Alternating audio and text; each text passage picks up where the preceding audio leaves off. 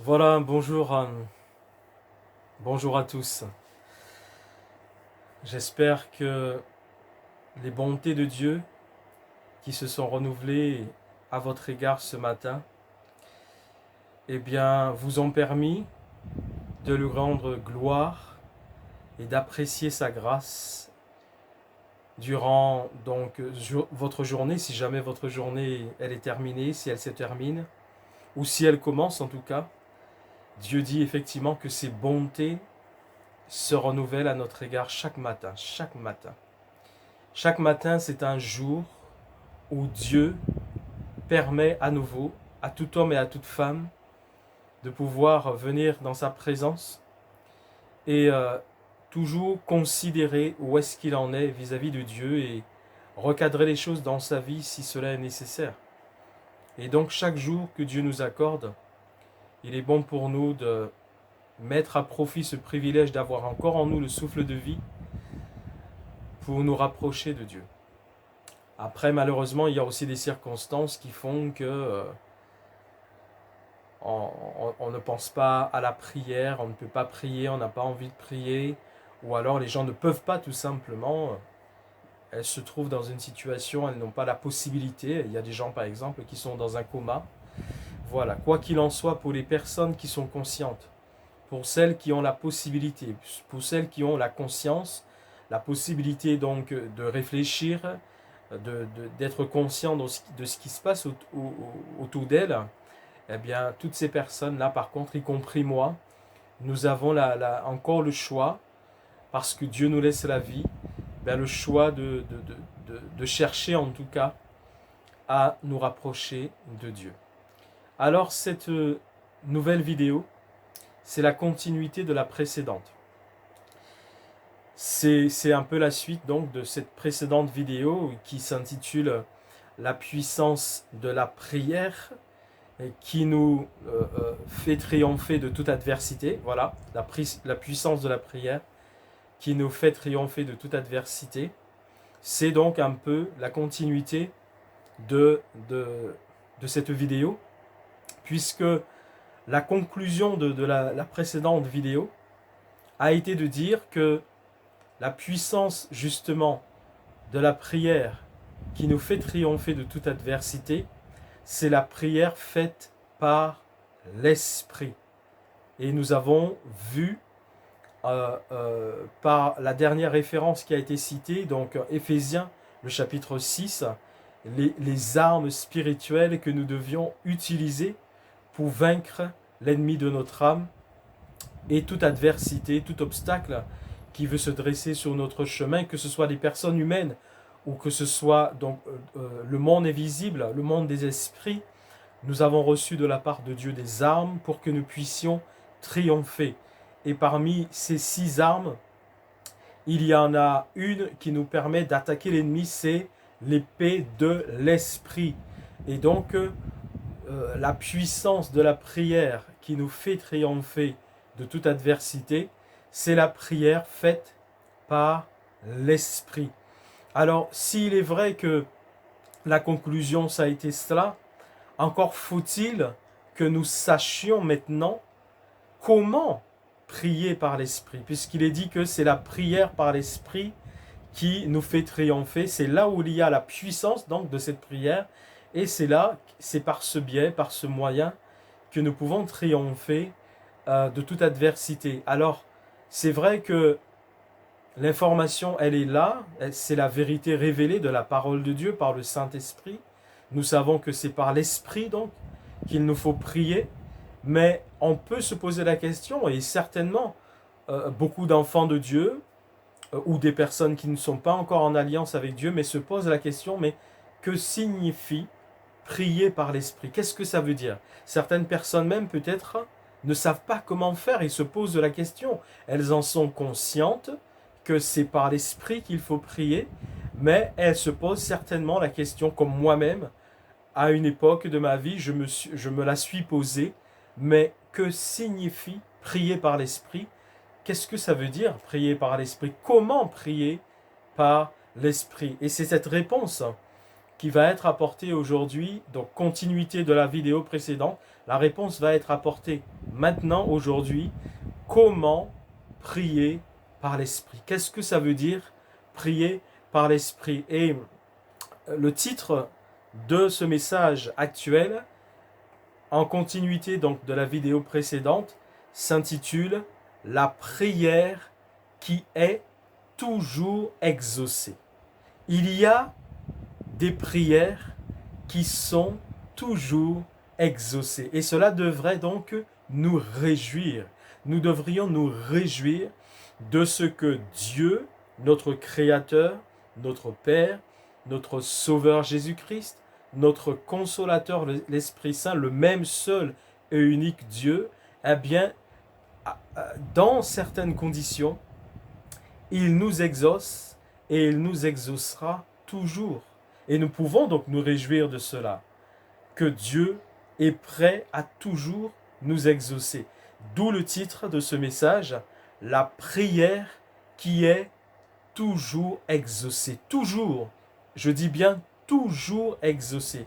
Il y a des prières qui sont et qui peuvent être et qui seront toujours exaucées. Et c'est évident, eh bien c'est la prière faite par l'Esprit. Puisque si c'est l'Esprit de Dieu qui nous conduit dans la prière, forcément, cette prière, elle sera toujours exaucée. Alors, nous allons commencer par considérer justement ce fait biblique concernant la prière que Dieu veut toujours exaucer. Il y a des prières que Dieu veut toujours exaucer. Et dans la réalité des choses, dans la relation que Dieu veut que nous ayons avec lui, Dieu en tout cas, il est disposé à toujours nous exaucer. N'est-ce pas formidable, extraordinaire que notre Créateur, notre Dieu, notre Roi, notre Sauveur, notre Seigneur, n'est-ce pas qu'il est merveilleux qu'il soit toujours disposé à nous exaucer? Mais seulement il y a des conditions. Il y a des conditions pour cela. Et je vais lire pour vous, et comme je le rappelle, vous pouvez toujours vérifier, et vous devez. Ce n'est pas que vous devez toujours vérifier, vous devez toujours vérifier les références bibliques que je cite dans mes messages, parce que la parole de Dieu, elle doit être lue, elle doit être méditée, elle doit être consommée. C'est une nourriture pour notre âme. Et donc, il faut aussi, lorsque nous écoutons des messages bibliques, vérifier que ce que le prédicateur dit est bien déjà dans la parole de Dieu et que c'est bien dans le bon contexte et que ça correspond à ce que Dieu enseigne. Oui, nous devons le faire. Alors, vous pourrez donc vérifier dans votre Bible, et la mienne, donc je vais lire pour vous, donc dans ma Bible, l'évangile donc de Jean, chapitre 14, et là je vais lire les versets 12 à 15. Évangile de Jean, chapitre 14, les versets 12 à 15. Regardons donc ce que Jésus, c'est le Christ, Jésus qui parle. Regardons ce qu'il dit. Alors, que dit Jésus? 14, 12 à 15 de l'évangile de Jean. En vérité, je vous le dis. Et lorsque Jésus parle de cette manière, justement, il est en train d'apporter un enseignement qui est vraiment capital pour nous. À chaque fois qu'il a utilisé cette expression, en vérité, je vous le dis, c'est pour bien appuyer un fondement de son enseignement. Donc c'est un enseignement capital qu'il nous est bon de comprendre, de saisir, d'assimiler justement pour la vie chrétienne. En vérité, je vous le dis, celui qui croit en moi fera aussi les œuvres que je fais. Et il en fera de plus grandes, parce que je m'en vais au Père. Et tout ce que, et regardez bien cette vérité biblique, et tout ce que vous demanderez en mon nom, je le ferai afin que le Père soit glorifié dans le Fils. Si vous demandez quelque chose en mon nom, je le ferai. Avons-nous bien entendu, bien lu la parole de Dieu? Et tout ce que vous demanderez en mon nom, c'est Jésus qui parle, tout ce que vous demanderez en mon nom, je le ferai, afin que le Père soit glorifié dans le Fils. Si vous demandez quelque chose en mon nom, dit Jésus, je le ferai. La prière qui est toujours exaucée. N'est-ce pas formidable d'avoir un Dieu tel que le Tout-Puissant, le Tout-Suffisant El Shaddai, car c'est ce que signifie El Shaddai, le Tout-Suffisant, le Tout-Puissant? N'est-ce pas extraordinaire de constater que cet être qui n'a aucune impossibilité, aucune limite, soit disposé à toujours nous exaucer? Cela est extraordinaire. Et c'est ce que Dieu veut dans la relation qu'il attend que nous ayons avec lui. Lui, il est disposé à toujours nous exaucer et il voudrait toujours nous exaucer. Tout ce que vous demanderez au Père en mon nom, je le ferai afin que le Père soit glorifié. Si vous demandez quelque chose en mon nom, je le ferai. Alors, si nous sommes vrais avec nous-mêmes, sincères avec nous-mêmes, et c'est ce que Dieu veut également, que nous marchions dans la vérité, nous pouvons chacun de nous, tous les enfants de Dieu, nous pouvons chacun de nous faire le constat suivant, c'est que dans la réalité de notre vie chrétienne, nous ne sommes pas toujours exaucés. Il y a plein de prières que nous avons faites pour lesquelles nous n'avons pas vu l'exaucement de la prière par Jésus-Christ. Or, Jésus nous dit que lui, il est disposé à toujours nous exaucer. Et nous savons très bien que nous n'avons pas toujours été exaucés quant aux prières que nous avons adressées à notre Sauveur Jésus-Christ. Alors d'où vient le souci? D'où vient le problème du fait que nous n'avons pas toujours été exaucés alors que lui, il nous dit qu'il nous exaucerait, il nous exaucera toujours. Pourquoi n'avons-nous pas toujours été exaucés alors que c'est la volonté de Dieu de toujours nous exaucer? Nous allons revenir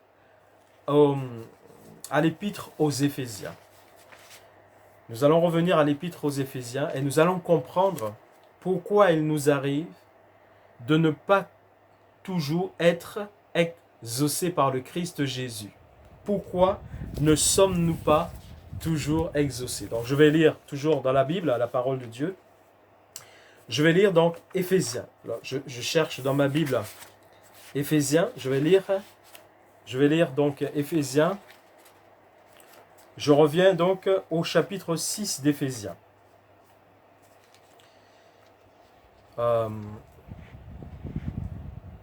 Éphésiens chapitre 5, pardon, excusez-moi. C'est Éphésiens chapitre 5.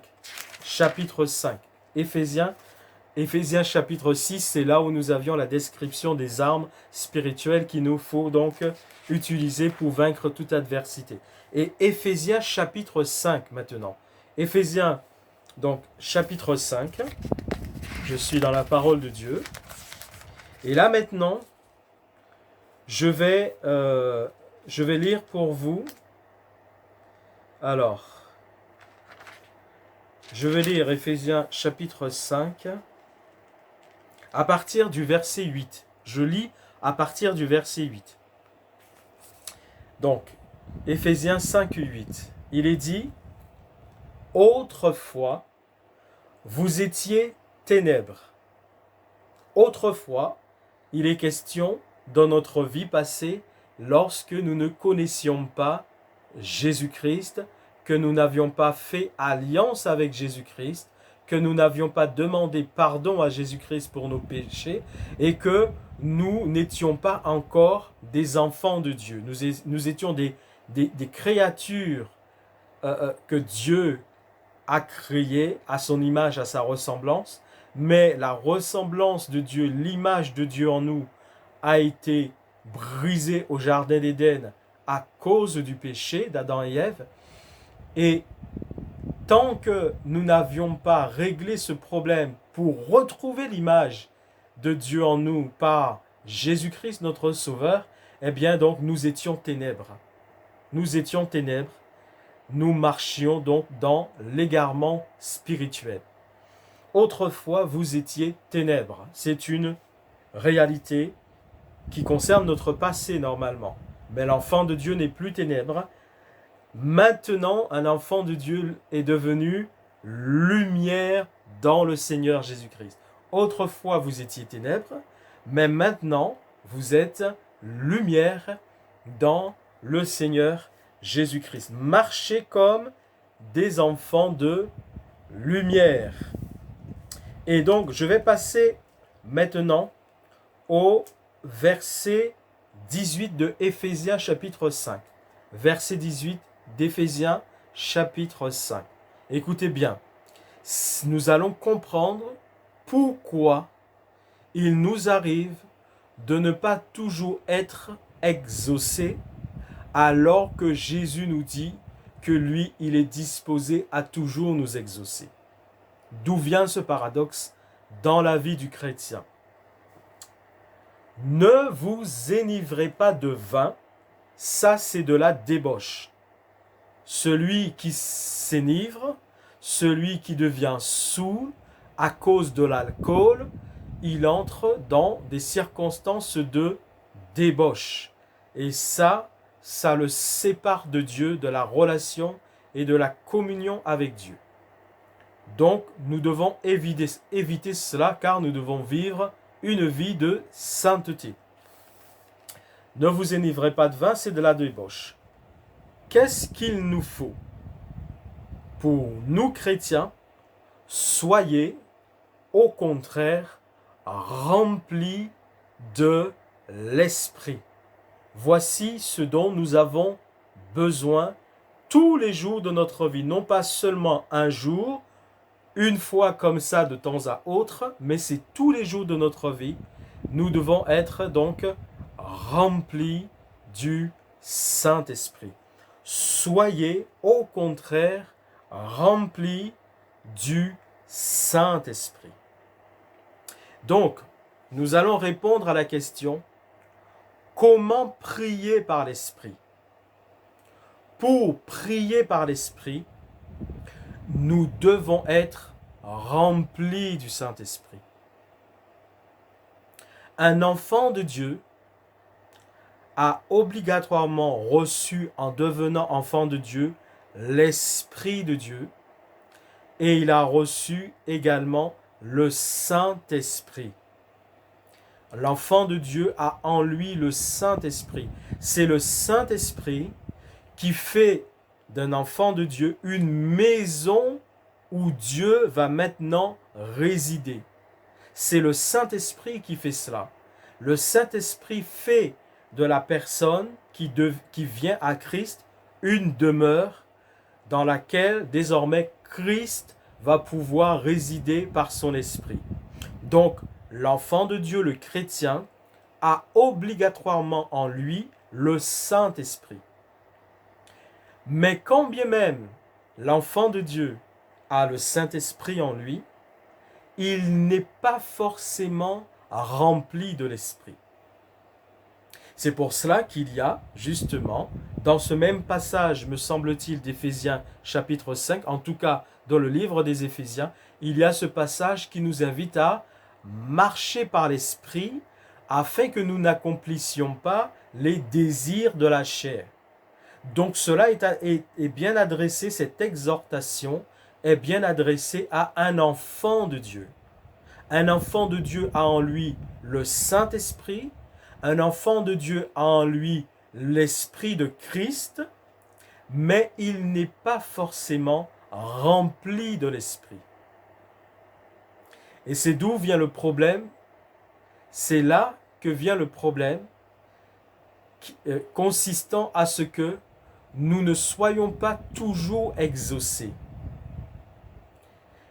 Donc, la réponse à la question « Comment prier par l'Esprit ?» c'est en étant rempli de l'Esprit. Soyez au contraire remplis du Saint-Esprit. Comment prier par l'Esprit? C'est en étant rempli de l'Esprit. Comment être toujours exaucé par Jésus-Christ? C'est en étant toujours rempli de l'Esprit. Et alors, notre vie, nous la mènerons par l'Esprit. Cela correspondra à ce passage où il est dit « Marchez par l'Esprit et vous n'accomplirez pas les désirs de la chair. » Donc, en étant remplis de l'Esprit, nous marcherons par l'Esprit, nous prierons par l'Esprit, nous adorerons Dieu par l'Esprit, nous prendrons nos décisions pour notre vie par l'Esprit, nous ferons tout par l'Esprit. Voici la réponse. C'est en étant rempli de l'Esprit. Alors, nous savons que nous devons prier par l'Esprit, nous devons vivre par l'Esprit. Maintenant, nous voyons que pour réussir à faire cela, il nous faut être rempli de l'Esprit. Maintenant, nous allons répondre à la question « Comment être rempli de l'Esprit ?» Et nous allons simplement continuer la lecture de Éphésiens chapitre 5, donc de là où j'avais commencé, le verset 18. Nous allons continuer cette lecture et nous allons obtenir la réponse maintenant sur comment être rempli de l'Esprit pour pouvoir maintenant prier par l'Esprit, marcher par l'Esprit, vivre par l'Esprit, diriger notre vie par l'Esprit. Nous allons voir donc comment être rempli de l'Esprit. Je vais simplement continuer la lecture là où je me suis arrêté. Donc, je me suis arrêté au verset 18 qui disait « Ne vous enivrez pas donc de vin, c'est de la débauche, mais au contraire, soyez remplis de l'Esprit. » Comment être rempli de l'Esprit? Je continue la lecture au verset 19. Voici la réponse. Entretenez-vous. Voici la réponse. Entretenez-vous. S'entretenir. Exactement comme une personne, notamment un athlète. Un athlète, que fait-il? Il s'entretient. S'il veut toujours être physiquement en forme, pour avoir de bonnes performances physiques, dans le but, un athlète, naturellement, son objectif, c'est en fonction de sa discipline sportive, c'est de remporter les victoires, c'est de gagner. Et pour cela, il doit s'entretenir, c'est-à-dire il doit s'entraîner. Et il doit s'entraîner régulièrement. Et dans le domaine spirituel, pour nous, enfants de Dieu, si nous voulons être remplis de l'Esprit, c'est exactement le même principe. Nous devons nous entretenir. Entretenez-vous. Entretenez-vous, ça veut dire... pardon, ça va revenir. Entretenez-vous, comme je disais pour l'athlète, c'est-à-dire que nous devons nous entraîner. Voilà, nous devons pratiquer, nous devons nous entraîner, nous devons maintenir. Et nous entretenir de quoi? Parce que l'athlète, lui, il va s'entretenir par les exercices physiques. Nous, il n'est pas question pour nous, dans le domaine spirituel, d'exercice physique. Non, ce n'est pas de cela qu'il nous faut nous entretenir. De quoi devons-nous nous entretenir? Alors, je continue la lecture tout simplement d'Éphésiens chapitre 5, j'étais au verset 19. Entretenez-vous par des psaumes, par des hymnes, par des cantiques spirituels, chantant et célébrant de tout votre cœur les louanges du Seigneur. Voici ce dont nous devons nous entretenir.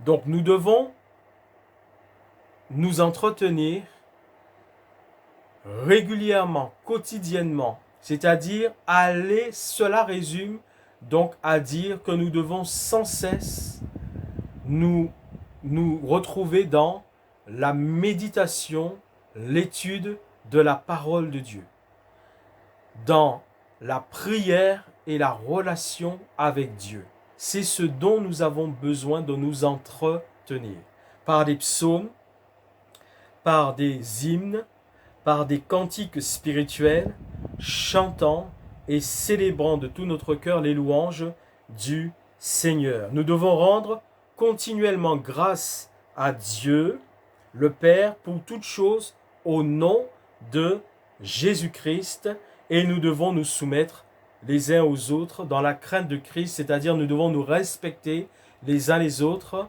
dans la crainte de Christ. Et nous allons voir un verset complémentaire qui nous fait bien comprendre ce dont nous devons nous entretenir. Et là, c'est Colossiens, le chapitre 3, Colossiens, le chapitre 3, les versets 16 à 17. Colossiens, chapitre 3, versets 16 à 17. Je lis pour vous donc 16 à 17. Voici ce dont nous devons nous entretenir.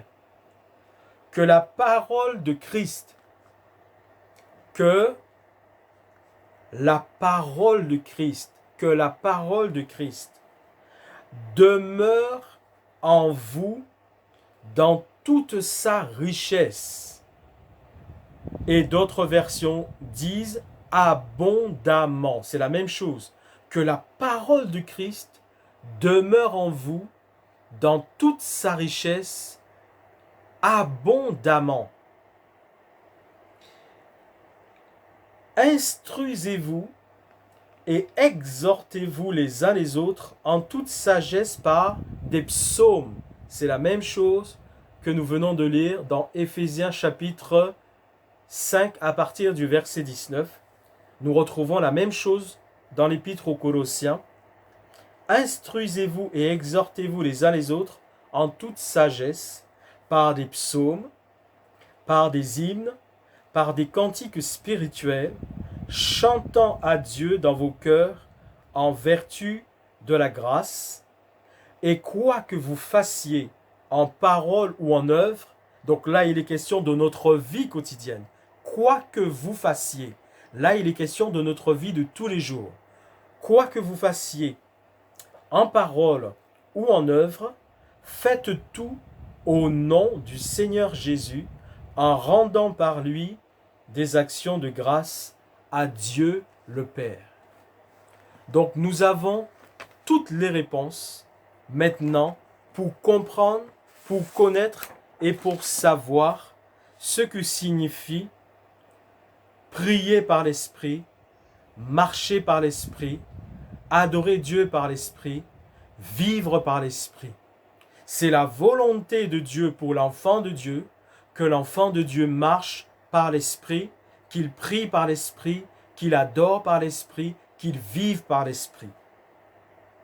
À cette question, comment vivre par l'Esprit, comment faire toutes ces choses par l'Esprit, la réponse a été donnée dans Éphésiens chapitre 5, c'est soyez remplis de l'Esprit. Pour pouvoir vivre par l'Esprit, prier par l'Esprit, marcher par l'Esprit, faire tout par l'Esprit, nous devons être remplis de l'Esprit.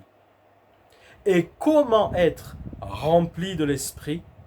La question à cette réponse nous a été aussi donnée en Éphésiens chapitre 5 et aussi en Colossiens chapitre 3. C'est entretenez-vous. Il faut donc s'exercer quotidiennement, s'entretenir. Il faut donc s'entretenir par la parole de Dieu. Lorsqu'il parle des psaumes, par des hymnes, par des cantiques spirituels, bien c'est tout cela, c'est la parole de Dieu, c'est la prière, c'est la communion avec Dieu.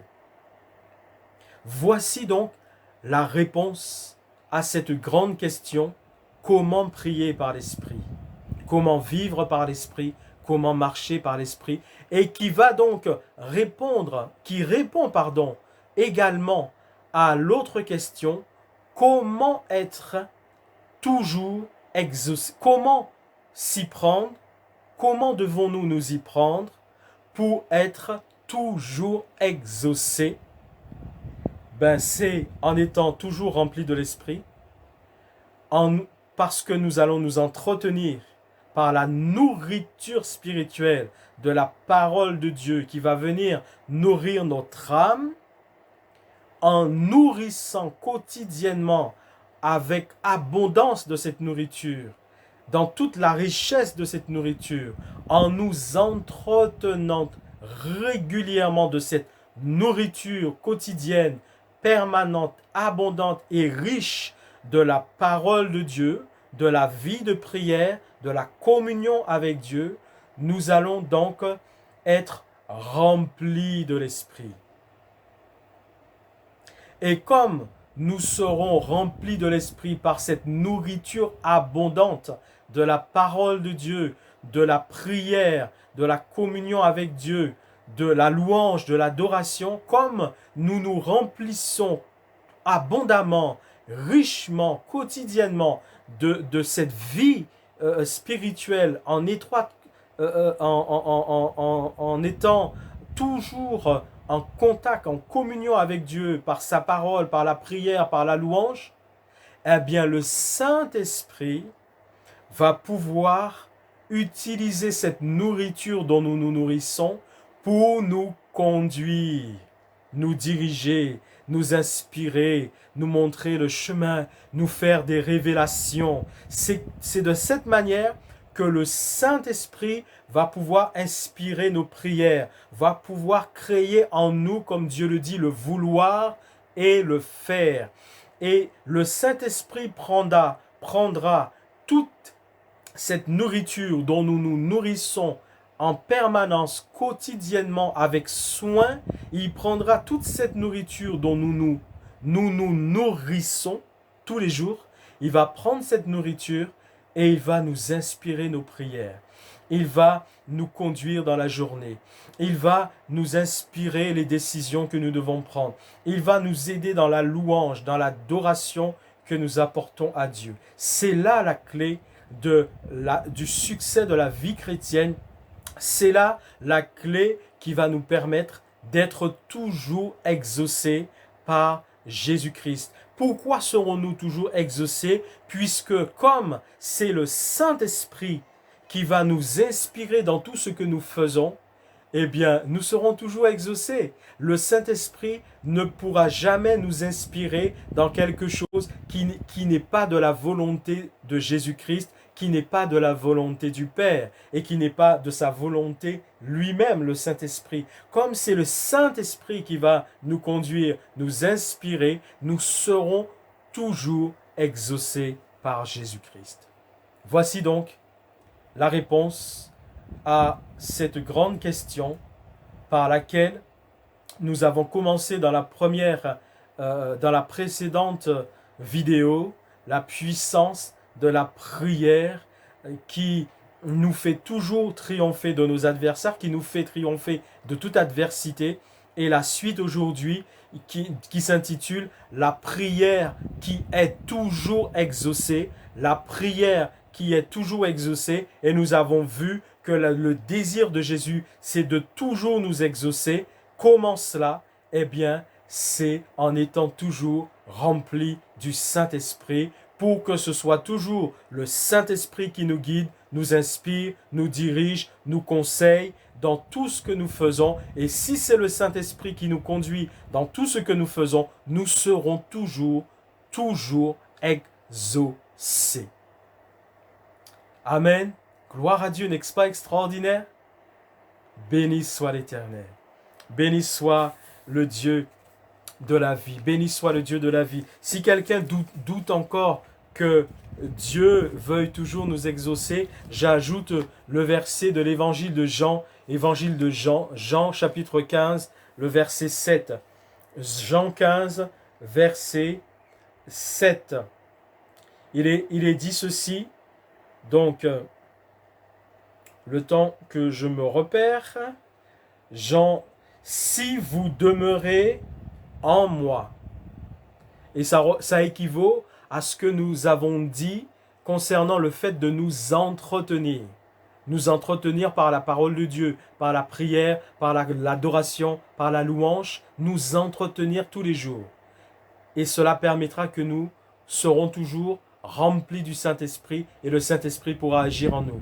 Si vous demeurez en moi, c'est la même chose qu'est en train de dire Jésus au chapitre 15 de l'évangile de Jean. Si vous demeurez en moi et que je demeure en vous, si vous demeurez en moi et que mes paroles demeurent en vous, demandez ce que vous voudrez et cela vous sera accordé. N'est-ce pas la disposition du Christ Jésus à toujours vouloir nous exaucer? Si vous demeurez en moi, dit Jésus, et que mes paroles demeurent toujours en vous, demandez ce que vous voudrez et cela vous sera accordé. Donc, un enfant de Dieu a la possibilité d'être toujours exaucé par son Dieu, par l'éternel Dieu. Il a la possibilité, parce que c'est le désir de Dieu, de toujours exaucer. Seulement, il y a une condition pour cela. Et la condition, c'est de demeurer en Christ, dans sa parole, de s'entretenir par les psaumes, les cantiques, les hymnes, chantant à Dieu de tout notre cœur, les louanges de Dieu. Et cela permettra que l'enfant de Dieu soit rempli de l'Esprit Saint. Et c'est le Saint-Esprit alors qui le conduira en toutes choses. Et alors, il sera toujours exaucé par Dieu. Voilà la clé du succès de la prière qui est toujours exaucée. La prière qui est donc toujours exaucée. On peut aussi ajouter à cela 1 Jean. L'épître, il y a 3 épîtres de Jean. Là, je ne parle pas de l'évangile, mais je parle des épîtres, 1, 2 et 3 Jean. Et nous avons 1 Jean, chapitre 3, les versets donc 18 à 24. Il dit ceci, regardez. Je vais lire à partir du verset 18. Petits enfants, n'aimons pas en parole et avec la langue. C'est-à-dire que, effectivement, nous pouvons dire que nous aimons Dieu, nous pouvons dire que nous aimons la parole de Dieu, nous pouvons proclamer que nous sommes des enfants de Dieu. Mais Dieu dit, il ne faut pas que ces confessions, ces belles confessions que nous faisons demeurent simplement au niveau de ce que nous disons. C'est-à-dire que nous devons vraiment vivre ce que nous disons. Donc, n'aimons pas seulement en parole et avec la langue, mais en action et avec vérité. Par là, nous connaîtrons que nous sommes de la vérité. Et nous rassurerons nos cœurs devant lui. Car si notre cœur nous condamne, Dieu est plus grand que notre cœur et il connaît toutes choses. Bien-aimés, si notre cœur ne nous condamne pas, nous avons de l'assurance devant Dieu.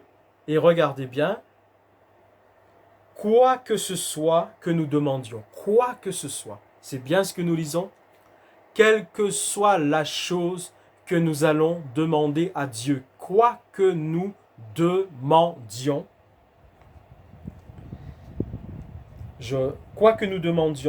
nous le recevons de lui. Quoi que nous demandions, nous le recevons de lui.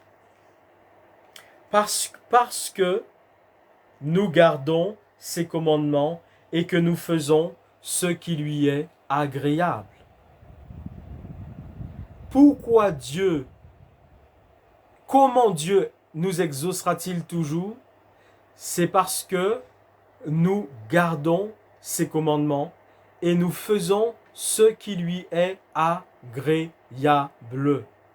Donc à ce moment-là, quoi que nous demandions, nous le recevons toujours parce que nous le demandons par l'Esprit. Nous le demandons par l'Esprit et non par la chair. Nous lui demandons les choses par l'Esprit de Dieu qui nous conduit dans la prière et non par la chair. Alors nous serons toujours exaucés. Toujours exaucés.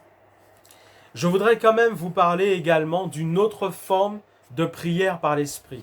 Là, nous avons vu ce qui concerne notre vie quotidienne. Comment être rempli de l'Esprit pour pouvoir prier, parler, marcher, vivre par l'Esprit. Il y a aussi une autre forme de la prière par l'Esprit. Et il faut que je vous en parle tout de même, sans pouvoir entrer dans les détails. Peut-être que ce sujet fera l'objet d'un autre message. Je vais juste citer cet exemple parce que c'est aussi un moyen de prier par l'Esprit. Nous pouvons vous le verrez, vous pouvez l'étudier si vous le souhaitez. Vous pourrez lire 1 Corinthiens chapitre 14. 1 Corinthiens chapitre 14. Il y a aussi une autre manière de prier par l'Esprit. Et là, il s'agit de la prière dans ce qui s'appelle la prière en langue. Et la prière en langue, pour pouvoir l'exercer, il faut faire l'expérience de ce qui s'appelle le baptême dans le Saint-Esprit. Le baptême dans le Saint-Esprit qui est une expérience distincte de la conversion. C'est le Saint-Esprit qui nous conduit à Christ. Jésus nous donne le pouvoir de devenir enfants de Dieu. Mais cela ne signifie pas forcément que nous avons fait une expérience qui s'appelle le baptême dans le Saint-Esprit, l'immersion dans le Saint-Esprit. Cette immersion, ce baptême dans le Saint-Esprit va nous conférer ce qui s'appelle le parler en langue, qu'on appelle la glossolalie. Le parler en langue, parler dans une langue que nous n'avons pas apprise, que le Saint-Esprit a mis en nous, une langue que nous ne comprenons pas, mais par laquelle nous pouvons nous édifier. Et de cette manière également, nous pouvons prier par l'Esprit. Et c'est pour cela qu'il est dit aussi que le Saint-Esprit, parce que nous ne savons pas toujours ce qu'il convient de demander à Dieu, le Saint-Esprit intercède pour nous par des soupirs inexprimables.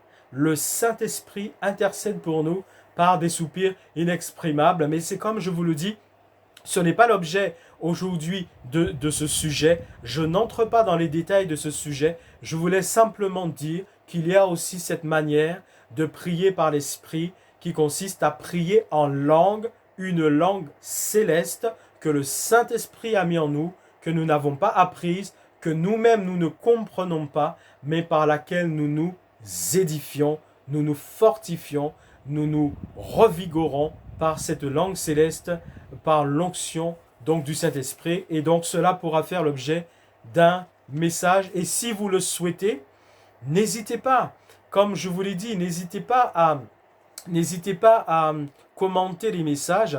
Et si par exemple vous souhaiteriez que j'apporte un message sur le baptême dans le Saint-Esprit, d'ailleurs je vous avais dit dans mes premières vidéos que j'apporterai un jour, et je le ferai parce que c'est très important, une information sur le blasphème contre le Saint-Esprit. Le blasphème contre le Saint-Esprit, obligatoirement, j'apporterai un jour un message à ce sujet. Et si vous avez vous-même des sujets sur lesquels vous souhaiteriez que j'intervienne, n'hésitez pas à faire des commentaires, à m'envoyer des commentaires et à me dire clairement, j'aimerais bien entendre un message sur tel ou tel sujet. Parce que tous les sujets peuvent être expliqués par la parole de Dieu selon l'onction de l'Esprit Saint qui est le divin enseignant et avec Jésus-Christ, le divin instructeur qui nous donne les instructions que nous devons donc appliquer dans notre vie chrétienne et quotidienne. Voilà. Alors je vais terminer ce message. Et je vais lire pour terminer ce message l'évangile de Matthieu, parce que je vais terminer par la prière. Je vais terminer donc par la prière. La prière, elle est capitale dans notre vie, nous le savons. Et dans la précédente vidéo, j'ai bien précisé, rappelé et montré que la prière n'était pas du tout une question de pratiquer de la magie. Un enfant de Dieu ne pratique pas de la magie et un enfant de Dieu ne prie pas dans le sens de faire de la magie comme si c'était des formules magiques qu'il utilisait pour tenter d'obtenir l'exaucement de sa prière. La prière, ce n'est pas de la magie. La prière par laquelle je voulais terminer, c'est une prière justement conduite par l'Esprit de Dieu. Moi, personnellement, le Saint-Esprit m'a conduit dans ce type de prière. Et donc, je veux aussi vous faire bénéficier de tout ce que le Saint-Esprit m'enseigne, et notamment sur comment prier par l'Esprit et les prières que le Saint-Esprit m'a déjà inspirées. Et je voudrais partager avec vous cette prière, cette manière de prier du moins, parce que c'est le Saint-Esprit qui m'a conduit moi-même à prier de cette manière. Et pour cela, nous irons dans Matthieu. Matthieu, le chapitre 12. Alors, je cherche dans ma Bible, je cherche Matthieu dans la parole de Dieu.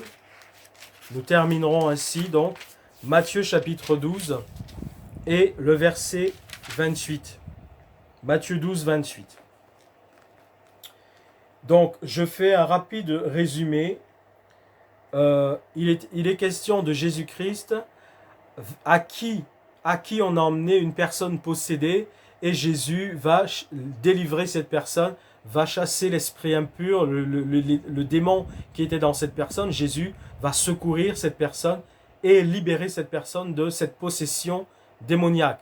Et malheureusement, les scribes et les pharisiens qui étaient là vont l'accuser de chasser les démons par le prince des démons, et ils vont l'accuser donc d'être un disciple lui-même du diable, et l'accuser de faire les miracles, les prodiges et toutes les choses extraordinaires qu'il faisait par le diable lui-même, par le pouvoir du diable. Et d'ailleurs, c'est ce qui s'appelle le blasphème contre le Saint-Esprit, mais nous pourrons faire un message spécifique dessus. Regardez ce qu'il dit, c'est Jésus qui parle au verset 28 donc de Matthieu 12. Il dit ceci,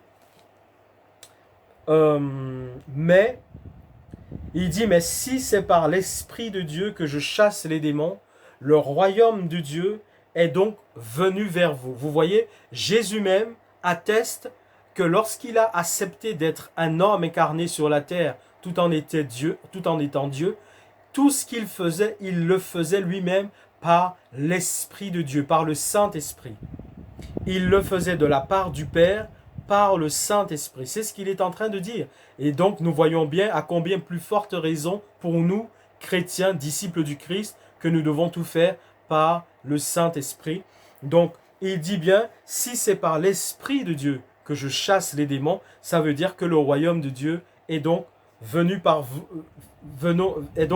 vous, et donc il atteste lui-même qu'il faisait toutes choses par l'Esprit de Dieu.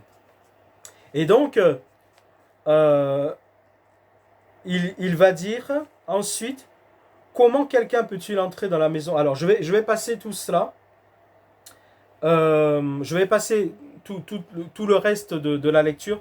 Je vais aller directement au verset 34 de Matthieu 12, verset 34, et je lis pour vous. Il s'adresse aux scribes, aux pharisiens qui viennent de l'accuser d'être un disciple du diable et de faire les choses qu'il fait par le diable et le pouvoir du diable.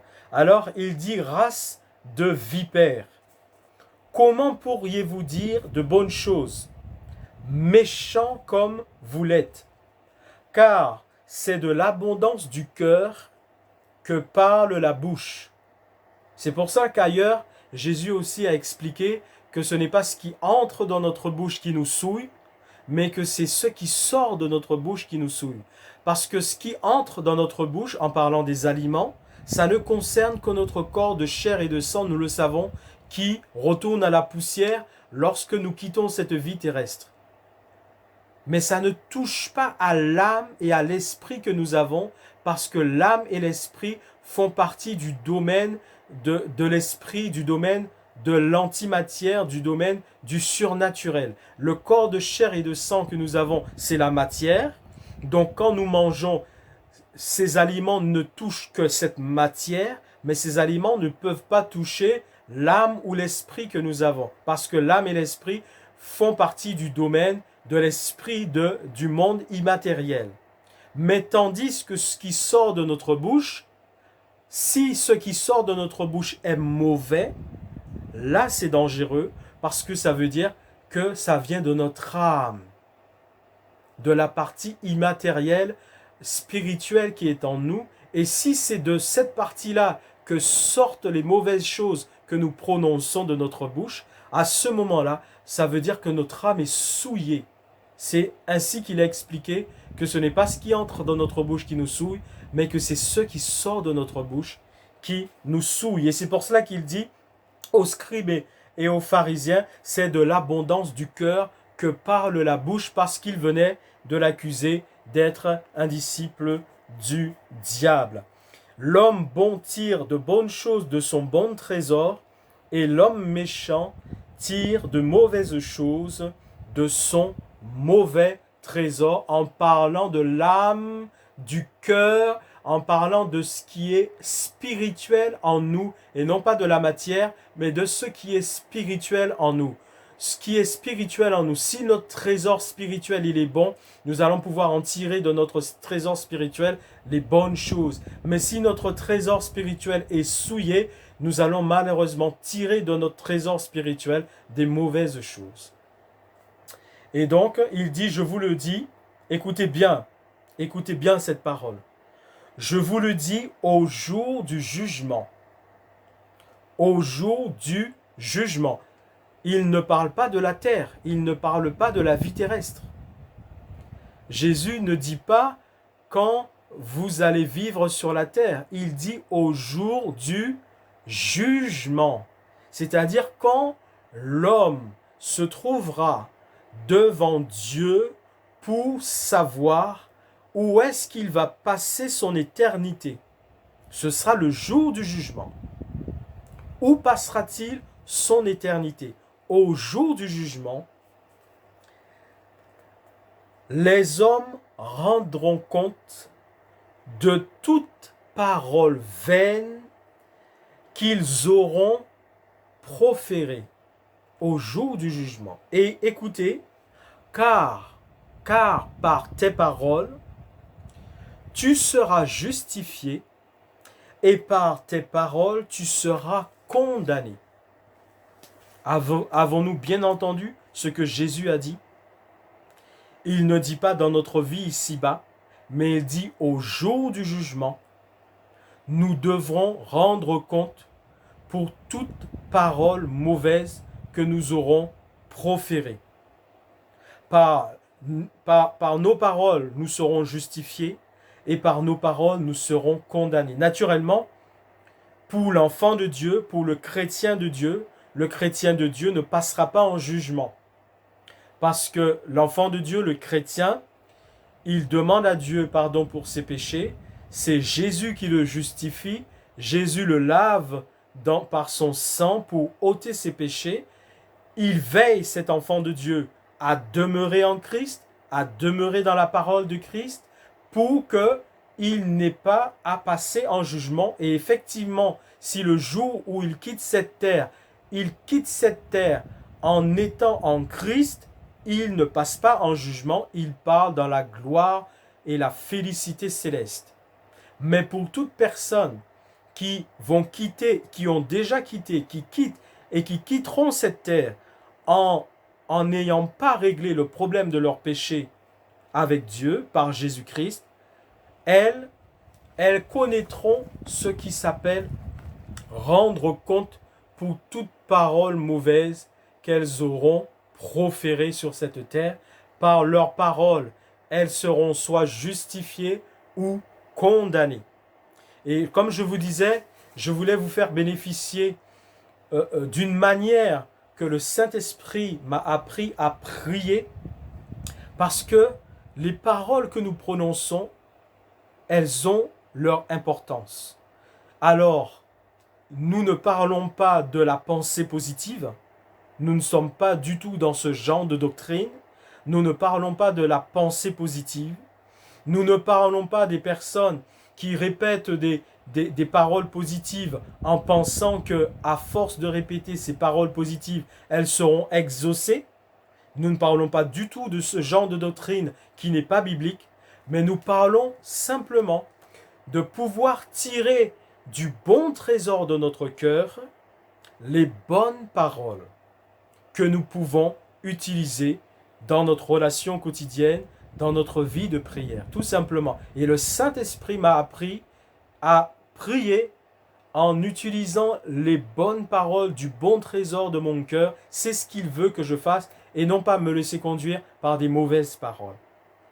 Et c'est pour ça que je voulais vous faire partager cette manière de prier, notamment pour votre famille, pour votre conjoint, votre conjointe, vos enfants et votre vie familiale. J'ai déjà, dans une autre vidéo, prié pour la famille. Mais je voudrais terminer par ce genre de prière pour donner encore un exemple sur comment nous devons prier pour notre époux, notre épouse, nos enfants et notre relation familiale. Et après, donc cette vidéo va s'arrêter. Voilà, je vous invite maintenant à prier de cette manière également. Seigneur Jésus-Christ, je commence par te donner gloire, par confesser que tu es le grand vainqueur, qu'à la croix, en Israël, sur le mont Golgotha, c'est toi qui as vaincu le diable, les démons et toute la puissance des ténèbres, les trônes, les dignités, tout ce qui veut être ennemi de l'homme que tu as créé à ta ressemblance a été vaincu à la croix de Golgotha par ton sacrifice, ta vie offerte, ton sang qui a coulé et ta résurrection par la puissance du Saint-Esprit. J'élève ton nom, Christ, roi Jésus, au-dessus de tout nom, tout obstacle, toute arme, tout adversaire, toute adversité qui voudrait se présenter dans ma vie. En ton nom, Jésus-Christ, je proclame leur défaite parce que tu les as toutes vaincues et en toi, Christ Jésus, je suis plus que vainqueur. Je prie pour mon épouse. Je prie pour mon mari en fonction de votre situation. Je prie pour mes enfants. Et je déclare au nom du Christ Jésus et par le sang de l'alliance de Jésus-Christ, je déclare que ma femme et moi, et si c'est une femme qui prie, vous dites que je déclare que mon mari et moi.